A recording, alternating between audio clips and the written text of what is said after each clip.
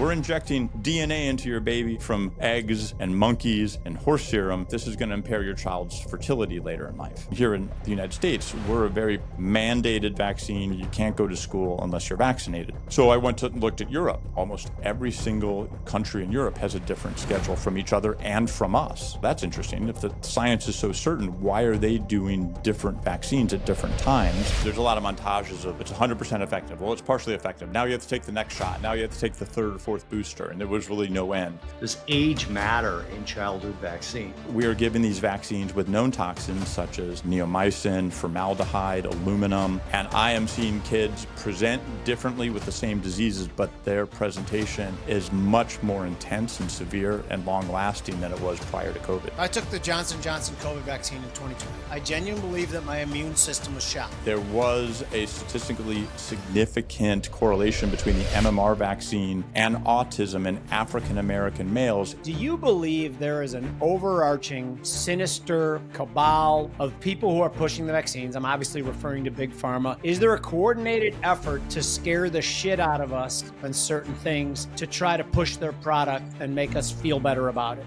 100%. Jim Cramer came out and said that he believed that the military should knock down doors, drag people out, and vaccinate them. And for that reason, I think he should be thrown in jail.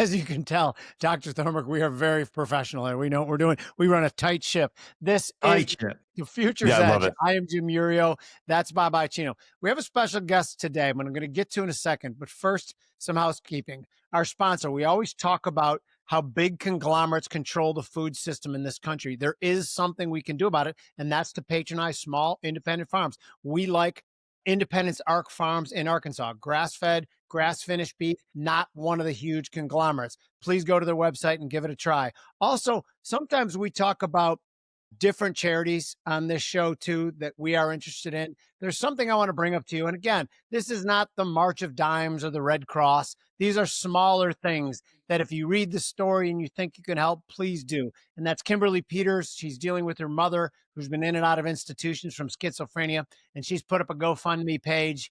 If you feel that that story touches you and you've had similar experiences, please feel free because her expenses are running through the roof. Thank you for even considering. Lastly, I'd like to thank all of you people for watching. The support we get on this show has been amazing so far. The retweets, the DMs. We're live now on Rumble and Twitter. We have Dr. Brian Thornburg. As you know, this show is 60 or 70% about economics, finance, and trading. The other 30, 40% we hold out to do whatever we want. I, though, consider health, as does Bobby, an enormous economic issue in this country. We have an unhealthy country. It is costing us a metric crap ton of money, and that's a high-level financial term, and we want to get to the bottom of it, and we have smart doctors like Dr. Brian Thornburg, pediatrician, expert in many things, including vaccines. How are you, Dr. Thornburg? Where are you coming to us from? Hi, thank you very much for having me. I'm coming from Naples, Florida. I've heard of it. Bobby's there too. Yeah. Right? Let's play Where is it hotter? How hot is it in Naples right now? Really hot. We don't measure it at this temperature. Yeah, it's just hot. Yeah, it's hot. It's sweaty hot. It's like 97 outside. And my dogs, including the new dog, think it's totally my fault. They keep looking at me like, why did you make it so hot out here? That's the thing people never understood. I talked about this with you before, Jimmy, moving from Chicago to Florida. I had a lot of friends say to me, how can you stand the heat? Like, have you felt heat in Chicago? Yeah. Like, it's hot and it's humid in the summer. And here we get a winter that's like paradise. Yeah. But Bobby, I'll have my cold plunge tub to about 52 degrees by the time we get off this call. I'll be in it. Doc, do you cold plunge? I have. It's really painful. It's really uncomfortable. Yes. He's wrong, guys. Whoever's watching, it's really wonderful. He's lying.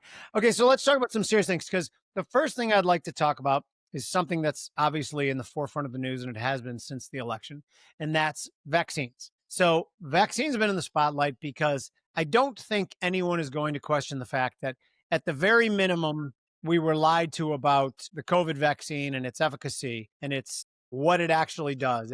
It went from starting as something that would stop the disease completely to, oh no, it just handles the symptoms. So people have become a little bit reluctant to take that vaccine. Something that worries me, and I'm not sure if it should or not, it feels like that vaccine hesitancy has bled in to the entirety of the vaccine schedule. We got Robert Kennedy coming out saying, we don't need half these vaccines. Well, why don't we get someone who's an expert, who's not paid by any different side to come up to a conclusion, is not necessarily being fed by the pharma companies? Dr. Thornburg, what light can you shed on the current vaccine schedules, particularly for children? Well, to start with the COVID vaccine, that really opened up a lot of people's eyes because it became apparent that the story changed. There's a lot of montages of it's 100% effective. Well, it's partially effective. Now you have to take the next shot. And well, now you have to take the third or fourth booster. And there was really no end.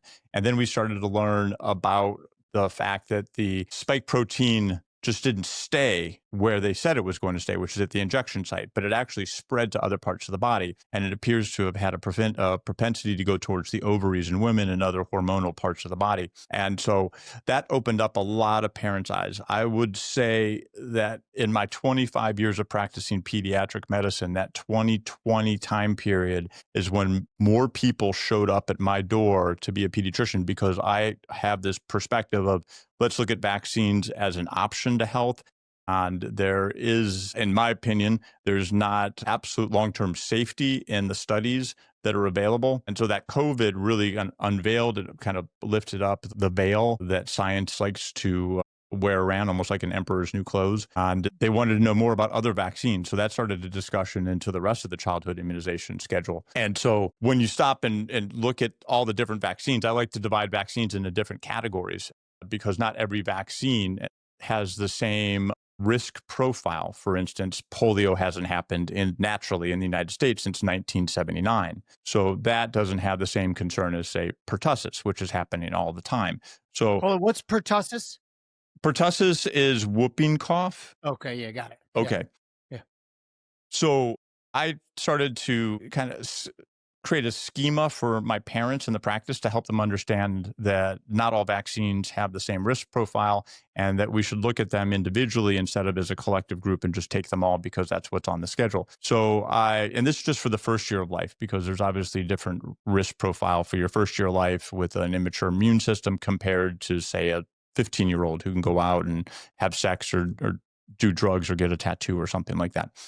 So I divide them into asteroids hitting the Earth, plane crashes, and car crashes. Asteroids have hit the Earth in the past, but we don't walk around staring up at the sky wondering if today is going to be the next time we have an asteroid strike us. So I put the polio vaccine and the hepatitis B vaccine into this category for my parents, because, as I mentioned, polio hasn't happened naturally in the United States since 1979. It has happened as a result of polio vaccine, but not from a person-to-person transmission. And the other one was hepatitis B. Hepatitis B is a body fluid transmission, typically sex or IV drugs. And so babies really aren't engaged in those kind of activities. So if mom isn't Hep B positive, that's where the baby would get some other person's blood.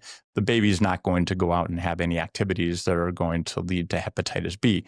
So when parents start to stratify the risk factor, those tend to be pushed to the side. There are unique points where I'll have a family say, well, I want to go ahead and do the polio vaccine. And I'll say, well, even though it's an asteroid. And this is where we find that somebody's personal history really mixes into their decision making. Well, my grandmother had polio. And I'm not going to start a discussion, well, your grandmother probably got polio when she was a little girl, which was in the 40s or the 50s. And so that was a very different environment and in a medical situation than we're in now. But that's a very real situation to that family. So they would go ahead and do it. The second category are the plane crashes. So plane crashes don't often happen. And when they do happen, no one really walks away.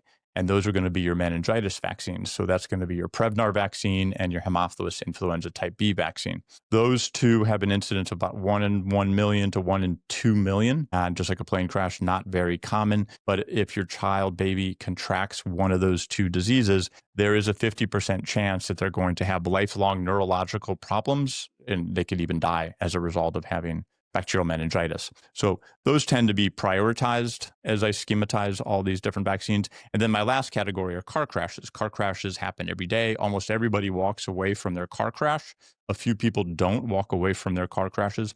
But for the most part, car crashes are pretty benign. And that's going to be your pertussis, that's going to be your rotavirus, that's going to be your RSV. These are all the vaccines that comprise that first year of vaccinations on the childhood immunization schedule. So that the COVID vaccine opened people's eyes up. That allowed to have the discussion of, well, we're not just going to take all of these vaccines because that's what the CDC and the American Academy of Pediatrics and the pediatrician saying. It really made parents more of a consumer into their child's healthcare. And if you really want to look at it from a financial standpoint, is your child is your biggest investment that you'll ever have. And so you are passing along your genes through having a healthy offspring and moving them into a healthy place in life where they're contributing members of society. And hopefully they're happy. But that's I think that COVID time period and the lockdown really made people reflect on, what do I have to give up as an individual to live in a community, and what does the community have to surrender to me to let me have sovereign rights? So it's interesting. So here as a follow-up, and it's quick, I'm going to steer back to the COVID for 1 second, and then I'll give it to Bobby. So I took the Johnson & Johnson COVID vaccine in 2020. About a year after that, maybe even less than that, I genuinely believed, and again, this is anecdotal, certainly, I genuinely believed that my immune system was shot. It seemed like every 6 weeks, I had another cold for about almost a 6-month period. So that's when I started to get into things like cold plunge, keto, all kinds of weird shit, just to try to boost my immune system. And I think I've effectively done that. Am I crazy to think that it is a possibility? I'm not asking for an iron lockdown, a possibility that the COVID vaccine could have done damage longer term to my immune system? I would say that that's a possibility, but I wouldn't limit it just to COVID vaccine. I would also say the COVID virus itself. Okay. I never took the vaccine, and I reactivated Lyme disease about my third time or fourth time having COVID, because as a pediatrician, I'm on the front lines. Well, at some point, without a doubt, I was going to contract COVID. At some point in there, all of a sudden, I felt exhausted. I was a triathlete. I was training for a full Ironman, and all of a sudden, it was like my feet got put in cement and locked down, and I was just exhausted all the time. And I tested positive for Lyme disease. I don't live in an endemic area where Lyme disease is, and I hadn't traveled anywhere like that. So just the COVID vaccine itself, just the COVID disease itself, resulted in a reactivation of my Lyme. And you're seeing that with a lot of other people with other, shingles has taken off. Also, what we know from the COVID and from the vaccine is it's hyperactivating our immune cells. So when you mentioned that you were getting sick frequently, all of your immune cells were basically on high alert all the time because of whatever the mechanism that was happening. So people are sicker now. There is definitely a different profile in the disease severity in children. Again, I'm just a pediatrician, so that's my population. And I am seeing kids present differently with the same diseases, but their presentation is much more intense and severe and long lasting than it was prior to COVID. So it's not just the vaccine that changed people's immune systems. I believe it was also the virus itself. So I have about 1,000 questions, but first I want to start off with why you're on this show without, invading anyone's privacy. You were introduced to me from my wife and I know a couple. We're very, very close with them, to the point when they had their newborn, we went over there and said, we can't believe the four of us just had a baby. That's how close we are with this particular couple. And that's who we got introduced to you through. And you were introduced to me as someone who wasn't anti-vaccine or pro-vaccine. I called you vaccine neutral. And I was told that you were basically the pediatrician that said, here's the risk, here's the reward. What do you want to do?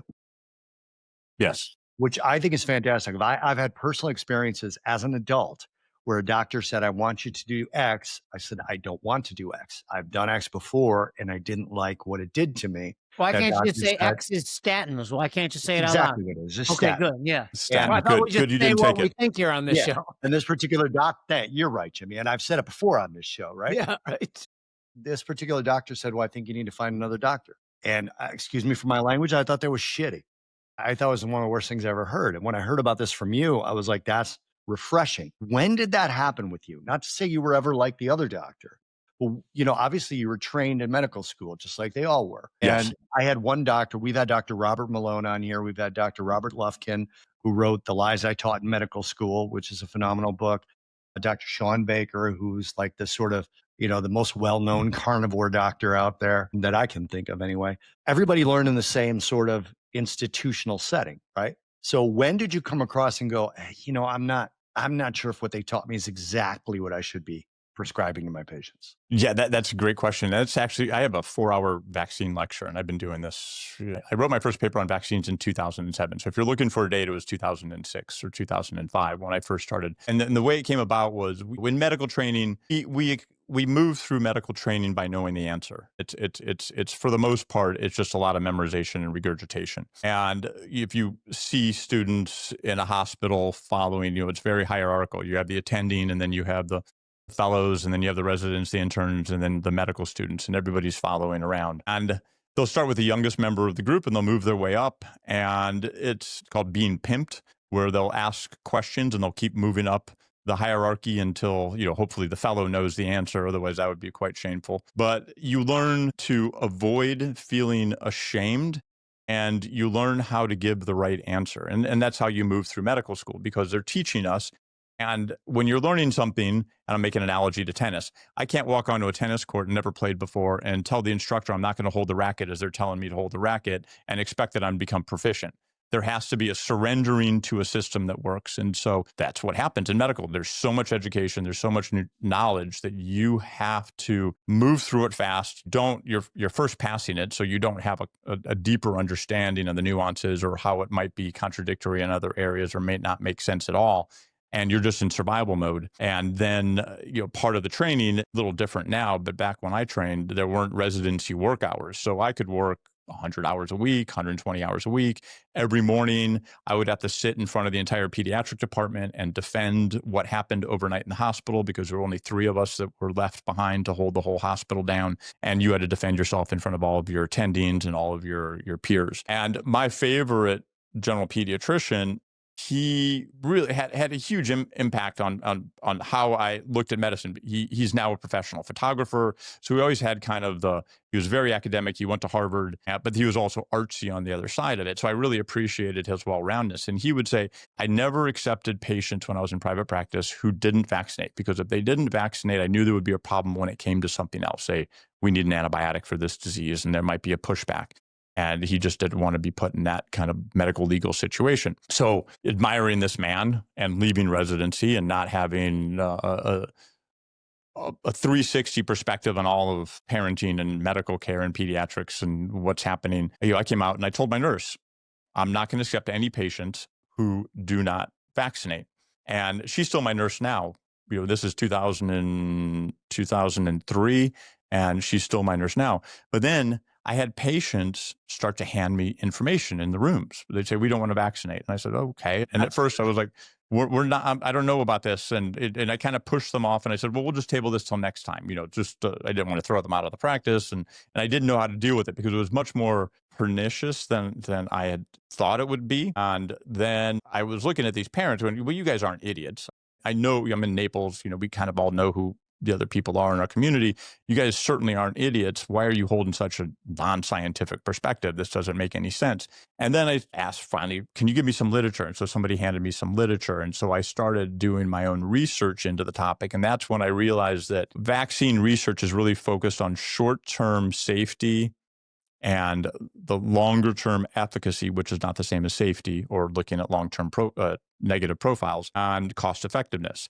And once I saw that vaccines were not being studied past a very short window of time post-vaccination time, that we didn't really know what was happening down the road. And so to me, it was clear that the science was not settled on how safe vaccines are. So I said, well, rather than being super controversial and attacking it head on, why don't I just look around the world? Because if the vaccine science is so clear, then every country should be following the same vaccine schedule, because if it's absolute, it's absolute. And here in the United States, we're a very mandated vaccine. You can't go to child care. You can't go to school unless you're vaccinated. So I went and looked at Europe, and I learned that almost every single country in Europe has a different schedule from each other and from us. And I was like, well, that's interesting. The science is so certain. Why are they doing different vaccines at different times if it's so clear? And we're supposed to be the thought leader on this. So, okay, well, that's interesting. Then I found out that 80% of Europe doesn't mandate vaccines. It's an election between their pediatrician and the family. And then if the family chooses not to vaccinate, they are not required to present to the school a religious exemption or a medical exemption or a philosophical exemption. The school doesn't even know if the kid's been vaccinated. And so then I'm looking back at the United States, and you can't enter the school without a completed vaccine form, or you have to have one of these exemptions. And well, I can understand the logic is, well, we want to identify who is not vaccinated in case there's a chickenpox outbreak at the school, so we can pull them out so we don't continue to spread the virus. But then in Europe, they're not having that same requirement. Well, then that question, well, how bad are these outbreaks then if they're not requiring parents in the schools to provide documentation of vaccine status? And Europe is much more multicultural than we are here in the States. You drive 3 hours, you've been in 4 countries. And there's a lot of border countries which may not have the same vaccine policies, coming out of North Africa or coming out of Middle East or Far East, and they're coming in and migrating into Europe. Here in the States, everybody's pretty similar across the country. So they have a much more likely chance to have an epidemic outbreak of a vaccine preventable disease, yet they weren't requiring this kind of secondary kind of public policy to make sure that everybody was being protected. So that's when I wrote my first paper, which was called A Global Vaccine Perspective, where I identified that the U.S. requires all these vaccines, but we are not at the top of the infant morbidity and mortality hierarchy. We're actually very low on that. We are around 20th in the world, and Europe is every one of those countries is ahead of us in terms of keeping their babies alive and out of the hospital and from becoming sick compared to us. And that's when I realized that medicine is not an absolute, but it's a combination of your culture and the science. And that's why we had so many different perspectives or different health ministries and different health departments coming up with different vaccine schedules. So that's how I got in. That's how I got into allowing or just teaching parents about the landscape so they would feel honored in their decision while they would appreciate that I said, this isn't a risk-free decision if you're not vaccinated. Because I literally had one time, I had a family come in, just mom, well, I don't want to vaccinate. Well, tell me why you don't want to vaccinate. Well, I'm from Colorado. Okay. Well, we're natural in Colorado. Okay. But that's not a reason not to vaccinate. Being a hippie doesn't protect you from disease. And she didn't get, it was just this kind of just let me just be natural without thinking it through. And so that was the other side of I just wanted to have that dialogue so everybody could see where they were, make them own their space, and then paint the landscape, whether you vaccinate or you don't vaccinate. So real quick on that, this was 2007. And I think when people think about, cancellation, quote unquote, they reference, I don't know, recency, that maybe this idea of people getting canceled was more of like last 10 years or so. Did you get in trouble in 2007? I'm putting trouble in air quotes. I don't like doing air quotes, but imagine that I just put that in air quotes. Did you get like a lot of throwback about that particular piece that you wrote? I never have. Blowback. That's what I was trying to say. Blowback. Yeah, rollback. No, when I wrote that piece, I was actually still working for a multi-specialty group that was corporate, private, a big group, and they would flash your productivity on the board every month to see if you could continue to earn your seat at their table. And they let me use if you want to vaccinate, that's fine. If you don't want to vaccinate, that's fine. I left there because I realized corporate medicine wasn't for me. And then I think about 2008, I had my first lecture. And I did have some physicians come up to me and say, be careful with what you're saying. But I never had anybody, let me back that up a little bit. Unknowing to me, I had my Collier County vaccine czar show up to one of my lectures. I didn't know she was in the audience, and she listened to it. And she said, well, this is very scientific. I don't agree with your conclusions, but I can't refute the science that you've presented. And then, right, it didn't make any sense. Right. You not agree if you can't refute it. Well, that's just because truth isn't about absolutism. It's about, let's just have a consensus on it. That was early woke. That was early woke before there was woke. That's what she was doing. And then, since I was practicing for myself, I would hear from other pediatricians didn't want to, I said, hey, why don't you come listen to my vaccine talk? No, I don't want to hear any of that. What you're talking about doesn't make any sense. Or that's what I yeah. And then, that's what I figured you're getting to. Then I would get like, oh, Dr. Thornburg, he's dangerous. But, I've never had a lawsuit. I have a mile-long wait list to get into my practice. I have a very clean record, and people refer. But the community, the other physicians, I'm dangerous now because I hold this position, even though that has nothing to do with how we're Strangely not practicing afraid medicine. of you. I'm just not afraid of you Yeah. at all. So I We don't like think you're. Dane. Can I, for a second, switch this conversation to the Brady Bunch? I'd like to pause for that for a second. So I think I there's know where a this is point to going. this. It's going to be, Yeah. by the way, I can't imagine you are a contemporary age-wise of Bobby and I just because of the age of your kids. By the way, Dr. Thornburg has 8 children, and I've heard a young one screaming. So I imagine you're just gray because of the 8 kids, and you're a lot younger than us. But anyway, there was a show back in the 60s and 70s called The Brady Bunch. I'm sure you've heard it. Anyway, point is 1973 or 74, there was an episode in The Brady Bunch, and it was like this funny, you know what I'm getting at or no? Yeah, I know exactly what you're getting at. So the funny Brady Bunch episode where they're all trying hard to get the measles, and the closing scene is all 6 of them have the measles, and they're celebrating because they get to stay home from school. And they spliced that against, I can't remember the name of the show with Mariska. It was Law and Order. Law and Order. Okay. Law and Order then comes on, and there's You knew like exactly where he was going. with okay, good, exactly. By the way, when I just said let's move the conversation to the Brady Bunch, did you know what I meant or no? Well, I just thought you were going to go about the 8 kids. I didn't know that we were going to go into the measles. So anyway, but my point is this: is that so in Law and Order, they're like this somber music, like everybody's going to die at the high school because there's a measles outbreak. So my question to you is: do you believe there is an overarching, somewhat sinister cabal, whatever you want to call it, of people who are pushing the vaccines? I'm obviously referring to Big Pharma, their relationship with the World Health Organization, their relationship with the government. Is there a coordinated effort to scare the shit out of us on certain things to try to push their product and make us feel better about it? I mean, Okay. that's 100%. I mean, if you just you can see, if we look at William Thompson, who was a senior CDC researcher, the CDC is heavily funded by Big Pharma. And back when I wrote my first paper in 2007 on that global vaccine perspective, at that point, all the ACIP meetings, who are the group of esteemed physicians and pharmaceutical representatives and government representatives, they were closed meetings. Nobody knew what was happening there. All of a sudden, there would just be a decree of how everybody had to take vaccines, but we didn't know what was happening. And William Thompson in 2002 was one of the senior CDC researchers on does MMR cause autism? And this was published in the Journal of Pediatrics. Stop with MMR again. MMR cause autism. What is MMR? Oh, measles, mumps, and rubella vaccine. Got it. Right. Yeah. Yeah. Yeah. And so he was one of the senior researchers, named first or second on the study publication. And he was recorded by another PhD, secretly recorded, stating that he and the other co-authors of the paper massaged some of the data, that there was a statistically significant correlation between the MMR vaccine and autism in African-American males if they received the vaccine on schedule as opposed to waiting to being a little bit older. And so you could go, you can go to the Vermont government website. They opened up a case against the CDC and William Thompson.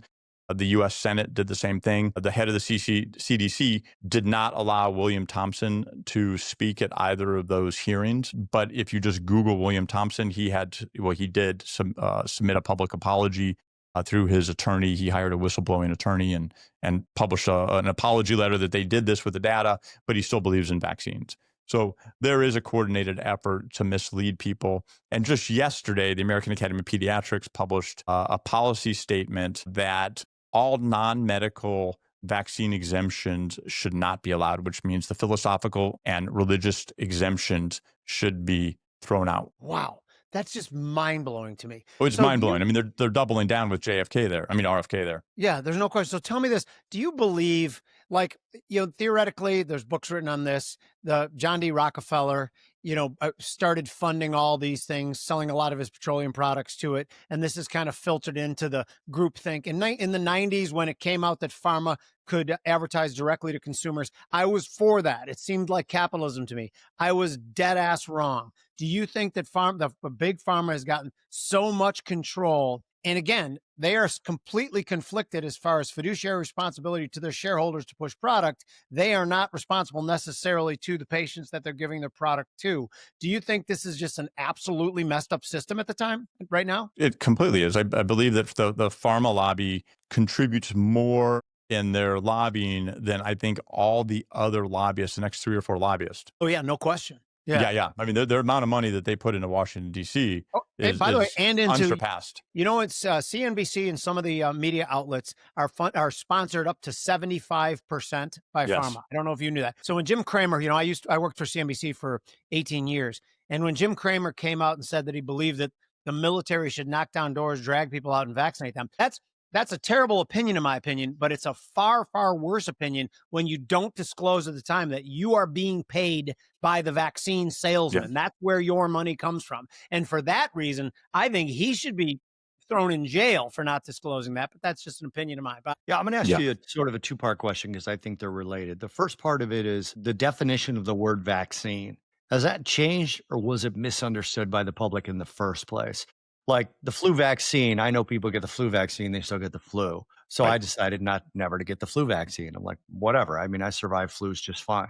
It sucks, but you get it, you're fine. Was the definition just misunderstood by the public from day one? And then the second part of that, does age matter in childhood vaccines? In other words, some of the risk you see where they want they want babies now, and I'm being sarcastic, obviously, but they want 400 vaccines by the time they're 6 weeks old.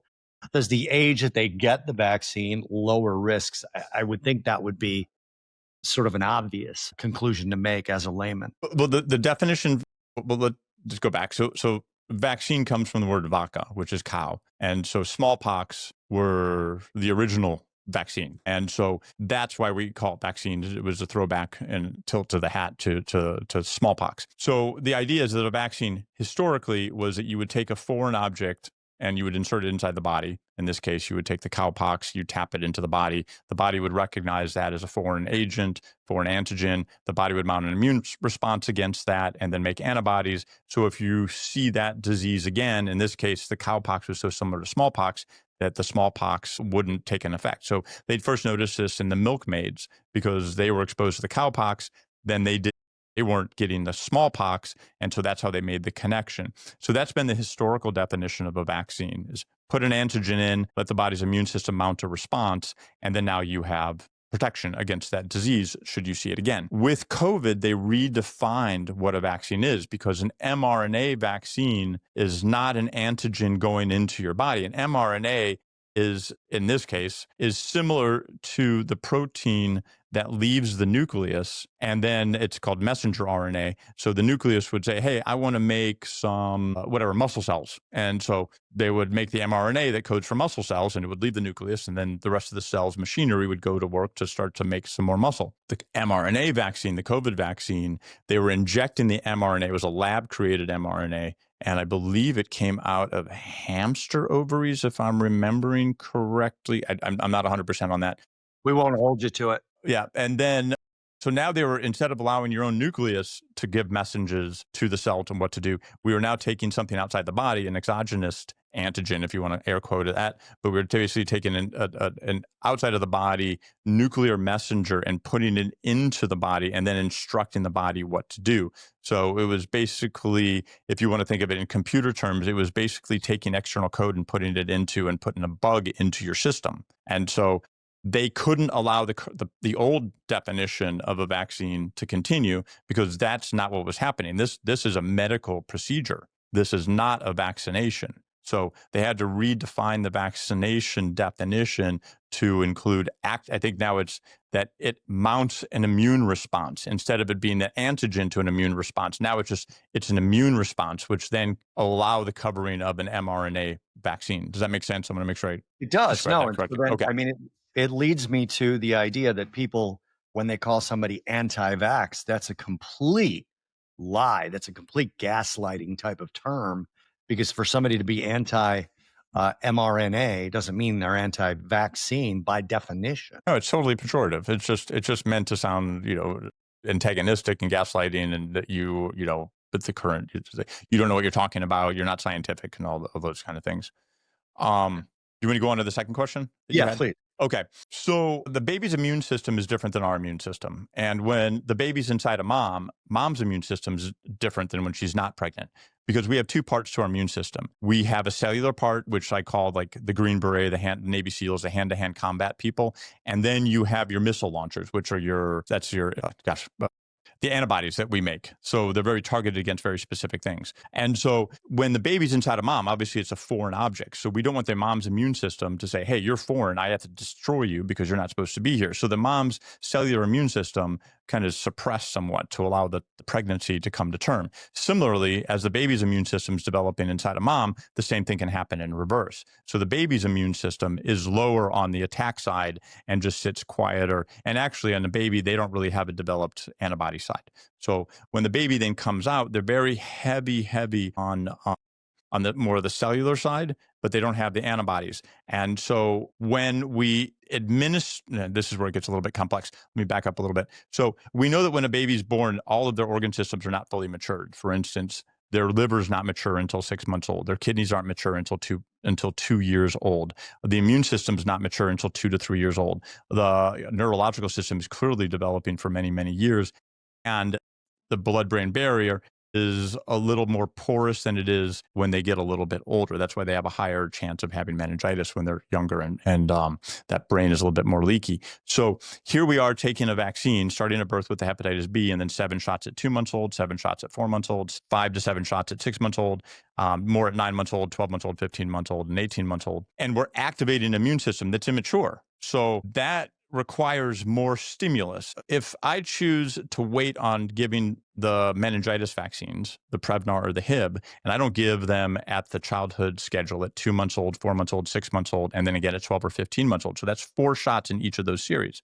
But I wait until that child's older. So if I wait till 15 months old and give the first Hib vaccine, that's the only vaccine they need against Hib, because here the immune system is doing more than it was able to do when it's younger. So the analogy I give to parents is, we can teach your 7-year-old geometry, but they're probably going to have to take geometry 4 years in a row for it to finally stick. But if we wait until they're 14 or 15 years old, then we give them geometry, they only need to take geometry once because they'll be able to get it a little bit better. So that's why there's more shots when you start younger as compared to the vaccine catch-up schedule that the CDC puts out. Then there could be fewer shots because the immune system can do more with less the older they are. But where I was getting into short-term safety and long-term safety is here we have all of these organ systems that aren't fully matured. And we're asking them to detox the body. So the liver's not matured yet. We're giving 21 or more, 24 vaccines by the time the liver's matured. Kidneys aren't matured until 2 years old. And by that point, I don't know how many shots they've had, call it 30 or something like that by the time they're 18 months old before their kidneys are matured. And again, the blood-brain barrier's a little bit porous until 2 to 3 years old. The immune system's not mature until 2 to 3 years old. So that raises questions. What's happening long-term if we are giving these vaccines with known toxins such as neomycin, formaldehyde, aluminum? Up until recently, there was thimerosal and multi-dose vials. RFK just ended that. You know, when we were younger, all of our vaccines had mercury in it. We know that mercury is a neurotoxin, yet that was included. The American Academy of Pediatrics has published multiple times that aluminum is also a neurotoxin. So there's just, if you look at it without asking about the research, you know that we have an immature organ system and we're putting known toxins into the body, and those organ systems aren't designed to handle toxins at that load at that age. Besides, we're not intended to take toxins 1 inch deep into our muscle. We are designed to take outside things through very systematic ways. So typically a bug's going to come in through my nose, into my mouth, through my eyes, possibly through my ear. You know, there's some kind of opening that a virus or bacteria is going to enter. If I cut my skin, it's typically very superficial, and I have an immune system that's just underneath my skin that's designed to take on those dermatological intrusions. Or I have 80% of my immune system around my gut because we take in most of the world through our mouth. And so we have systems designed to handle foreign objects coming into our body. But when I take a 1 inch needle and I inject a pathogen and all those other ingredients, excipients, into the baby, we don't have a system designed, because we're not designed to handle, you know, all of these different vaccine ingredients that way. And it's not that those vaccine manufacturers are, you know, like evil scientists sitting in a basement, you know, making Frankenstein's monster on this side and then vaccines are on this side. That's how you have to grow the vaccine, and the vaccines have to be grown in biological agents. So they're grown in monkey kidneys, they're grown in horse serum, they're grown in chicken eggs. And so we have to then extract out the vaccine from the substrate, from whatever it was grown in. And so there's a scrubbing there. Some of that DNA from whatever was grown in still remains in the vaccine because we don't have the technology to pull out all of that DNA. Also, we have to then clean it from any from any other viruses that we don't want. That's why there's neomycin in there or other bacteria that are there. So we have to make sure that it's clean, that we're not injecting other viruses. So rather than pulling them out because we don't have the technology, we're putting in antibiotics, or we're putting in formaldehyde, or we're putting in aluminum to help activate the system. And one of the last points I'll make on this is I mentioned that babies don't really have those archers, those missiles, part of their immune system set up. And that's done, again, for purpose, so they don't attack mommy. And the vaccines that contain aluminum overactivates the cellular side. And so what we're supposed to do in a natural environment is come out and slowly build up that suppressed side of the baby's immune system by being exposed to siblings or the family dog or playing out in the dirt or getting your colds and your viruses and your bacteria that you just experience by living. And then that slowly builds up in balance and creates a balance between our Th1 side of our immune system and our Th2 side, which is what I've been talking about. And when you have an aluminum as an adjuvant in a vaccine, it kicks the Th1 even higher. So what's happened is Th1's high already at birth and Th2's down low. And the vaccine causes that Th1 to go up even higher because we want to activate the immune system. The way I describe an adjuvant is if I'm having a huge dinner party with adults and my 7-year-old walks into this packed dining room full of adults, the only people that are going to see the kid are going to be the ones right next to the door where the kid entered. And the party represents us, the body, and the kid is the vaccine. So only a few people of the body are going to understand that there's the kid vaccine there, right?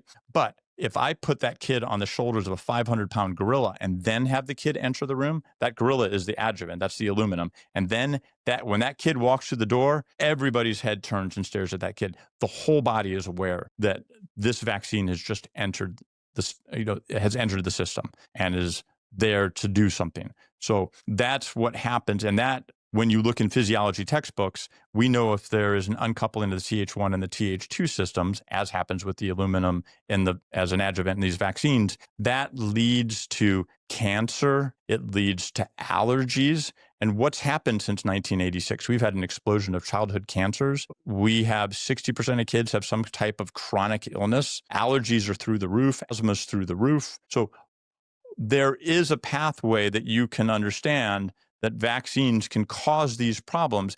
Yet, like I mentioned earlier, long-term safety studies are not being performed. As a matter of fact, to help obviate their risk profile, Section 13.1 of every vaccine insert says this product has not been tested for carcinogenic potential. Remember, there's DNA from eggs and monkeys and horse serum in the vaccine. So we don't know if it's causing any carcinogenic. We're not even going to study it. It might cause mutagenesis. Again, we're injecting DNA into your baby and your toddler, but we're not going to study that. And we also are going to disclaim that we don't know if this is going to impair your child's fertility later in life. That's in every single vaccine insert under Section 13.1. This sounds crazy to me. Once you start looking at it, it's absolutely insane. And I didn't want to be a harbinger of don't do this, which there's a lot of people out there that you shouldn't vaccinate. And when I do one of my vaccine posts and I'm doing kind of the middle of the road kind of discussion, my job is just to be a channel. Hey, parent, I don't know what walk you've had. I don't know if your grandma had polio. I don't know how fearful you are as a parent. And, the best thing you might be able to do is grab hold of a vaccine, and that makes you feel like you've done the best for the day. And then I have other parents say, there's no way I'm going to put anything like that near my kid. And that's not for me to judge them. I'm just going to tell them, hey, look, your baby doesn't have a mature organ system. There's toxins there. We don't know what the long-term safety profile is. So you're definitely taking toxins for a maybe disease that maybe kills them or has a long-term effect. And so that way, but then I'll get these people that are very adamant, like there's no vaccines. You're a shill for the pharmaceutical company. You need to just stop telling people to do this. But they're just as bad as the people who are saying pro-vax. Probably the a lot of anti-vaxxers are as bad as the pro-vaxxers. If they're you're both not Probably a hated lot of by that in both Florida. sides, you're not doing it right, right? No, you're an ideologue on either side. All Yeah. you're doing is just preaching. So the one question, I want this to be a real short answer because the second one I want you to elaborate on, and we might be run up against the wall soon. But just the first question in one word answer: if you look at RFK and the work he's doing, and you had to pick one of these three things to describe, would you say God's work, on the right path, or a whack job? I love RFK. I mean, Mahat pulled me into MAGA. Okay, good. So then my question is this: have you published something, or do you have the schedule that you would recommend for a healthy baby born to healthy parents? I don't know if there's a strata by different race or culture because they might be prone to different things. Have you aggregated it all? And if you have, is there any way that we/you can get other pediatricians to be part of a movement? And have you done that? I do these lectures, and I have this educational platform through social media, and that's how I do it. I have, with 8 kids and being a solo practitioner, and for 12 years I was a child abuse doctor, and I've done a lot of community activities. So that really hasn't been my focus, is to get out there and teach other pediatricians, other than having parents say, "Hey, listen to this guy," and see what they say. I do invite all the pediatricians here in my town to come to my lectures, and only 2 have. Okay, so I just was talking about critical mass of getting them on your team, perhaps get the word out. Can you tell these people, and I'm not cutting it yet, but where they can come to your website, come to your educational videos or lectures if they're online, and find it? Because I think, by the way, this I think is monumentally important. If you ever had a kid who has autism, we spend a lot of time at Misericordia here and see a ton of autism. It is a devastating diagnosis. Can you help with that? Yeah, I have a profile on Instagram and on YouTube. Right now, I mentioned that I've given this vaccine lecture for, since 2007, 2008. It's about 4 hours long, and I'm revamping it because I haven't done it since before COVID. The last time I gave it, I think it was in 2019. And then I did a 3-hour COVID in April of 2020, which is on YouTube. And I'm redoing my whole vaccine, and the whole thing will eventually be on YouTube, but I'm going to cut it up into, I'm allowed 3 minutes on Instagram. And since that's where I get the most traction, that's where I'm throwing it so I can get the broadest reach. I love that, Bobby. I want you to take this question, but then I want to get back to what Brett Scher had talked about in Metabolic Minds and what Dr. Lufkin talks about, the diet part of it. But you take this question, then we'll round into that at the end, if that's okay. Yeah, I have one more question, but I do want to put this up one more time. But I just want people to take a second and possibly take a look at this GoFundMe when you have a second. Please do. And the people who watch our show have a lot of money too. They're finance professionals, economics guys, traders. Please throw a bone towards this one. This is a good one. Yeah, Kimberly and her husband, we know them personally. They're very, very good people. She's doing the best she can with this, but I just want people to take a look at this. Just read it. You don't have to do anything if you don't want to. Just take a look at it if you could.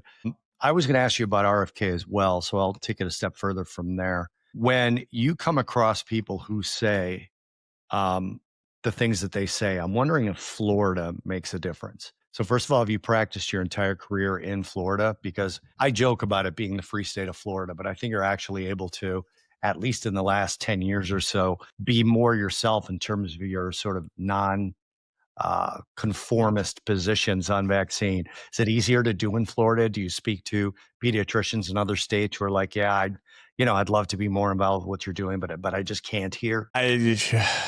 Yeah, Florida is a unique place. For a while, I was helping pediatricians start direct to pay, and they just couldn't get their heads around becoming partners with the patients. So there still is a blockage in the education. They haven't hit that I really understand who I am in my profession. They're still very much propagating an agenda. So not even with vaccines, just trying to teach pediatricians who are fed up with the rapid pace of an insurance-based model and teach them how to move into a direct pay model.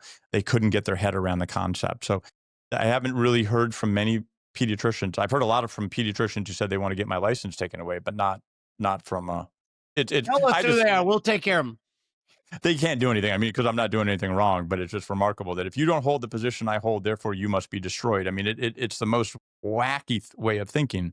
We see it all the time. Well, it's unbelievable. It's like, well, I am so moral in my perspective that I hold this office, and because I have this bureaucracy behind me. I will judge you, castigate you, and drop some bombs on you. And then maybe you will wake up to understand that I am right, and you will come groveling to me, hopefully with needles in arm. I don't even get the concept that these people are coming from. Yeah. Yeah. The last thing I wanted to say to you before Jimmy takes the last question is, you know the couple I was referring to, and I don't want to invade their Yes. privacy, but I think next time you see them, you should tell them the best thing for their child is me. So just to know me. Well, I loved when you said that that was your favorite one of that family. That was like, Yeah, I did say when that. we spoke on the phone, I that did say it. was, yeah. I love that whole family, but my favorite person is your direct patient, the baby. Yes. She's just the best. I want to wind this up with nutrition. And by the way, the people who are watching too, I do not have any idea if Dr. Thornburg is into nutrition. Bobby and I believe insulin resistance, the standard American diet, is causing a crap ton of childhood illnesses. It used to be just causing adult illnesses. Do you want to talk about this? Can you speak about it? I'll finish the question if you do, unless you don't. No, I'm happy to speak about this. Okay, good. Because we had Dr. Lufkin on the show, who wrote Lies Are Taught in Medical School, and Dr. Brett Scher, who was the representative of a company called Metabolic Minds. And one of my favorite takeaway questions on this show is Bobby asked him, because they treat mental illness with keto diets and with low insulin diets, and they're having great results according to him. Bobby asked him the question, is there an age where you wouldn't do that? He was kind of a nerdy guy, and he never really got his hackles up on anything. And he goes, well, I'm going to answer that question this way, is that one, no, there's not an age limit on the downside that I was recommend. And two, why does nobody ever ask if there's an age where we should be feeding them Frosted Flakes and goldfish and all this bullshit diet we feed kids right as soon as they're able to chew? What do you think about the state of the standard American diet? What can be changed? How big a deal is it compared to the vaccine thing? Well, there's so many layers on this. What did I do wrong? What's funny about that question? No, that was fantastic, dude. You got to like when somebody laughs at your question. What Jimmy said. My question was, how young would you give your kid a grass-fed steak? That's basically what I was trying to ask, but I was trying to be polite to the nerdy guy. Yeah. Well, pediatrics is a developmental specialty. The kids are growing, and so what I'll tell my kids when they're eating poorly, I'll say, oftentimes they like sports or they want to play sports, and I'll say, okay, you really like baseball? Yeah, I really like baseball. Do you think those professional baseball players are eating junk?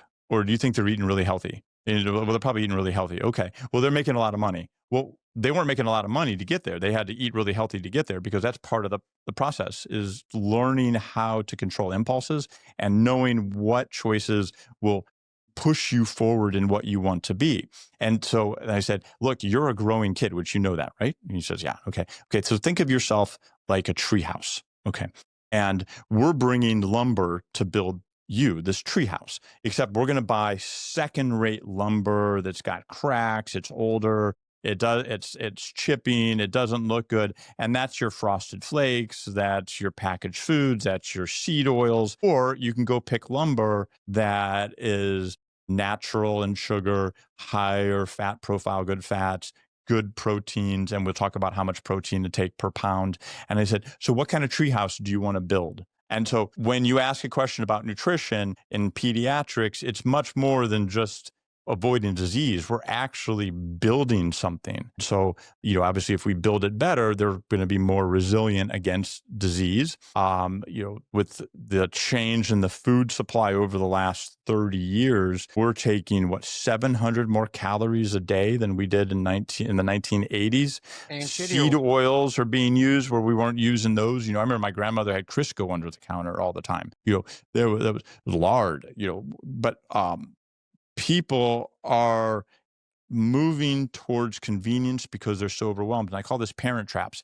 I'll have, in my practice, I'll have these very dedicated parents, but they're just tired of having their kids complain. And rather than taking the bull by the horns, it's been a slow boil. So it's not just that their kids complain at this age. It started much younger in how they were raising their child, because they were more curious and interested in not having their child feel discomfort than they were in raising the child. And so what kid's not going to take an opportunity to have a bowl of ice cream over a bowl of split pea soup? And of course, they're going to drive the parent in that direction because, we all did that at that age.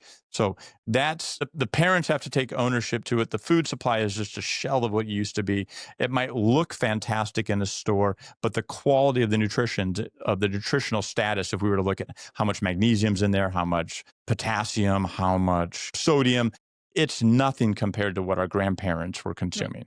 Yeah, the heirlooms every are crop so much is superior. grown, every crop is grown for durability. It's not grown Durability for and packaging. Yeah, exactly, because it's shipped to you from California instead of locally sourced. It's amazing. If they could make square tomatoes, they would, because they would package easier. Because somebody would buy a square tomato. Right. I coach high school basketball, and my latest tact about conditioning and because it's hard to broach the nutrition topic because everybody thinks you're judging. But I like to get them to ask questions about what I eat and things like that. And I always say to them, you like the game of basketball? Basketball is a hell of a lot more fun if you condition your body perfectly to play the game. Be less tired, move quicker, jump higher. You love basketball, right? You want to love it even more. And that's kind of the same thing you're saying too about the baseball player, to be good at this. And it's more fun to be good at it. It's more, Yeah, but by the way, was any watching from my team this year? My varsity team at Palatine, you're pretty good shape, these guys. I'm not complaining yet. You guys are good, well-conditioned. But anyway, do you have any closing thoughts, Bobby or Dr. Thornburg? No, I just definitely want him to tell the family that I'm the best thing for their baby. I've also volunteered to, when the inevitable point comes that she starts dating, I will go to jail as opposed to them.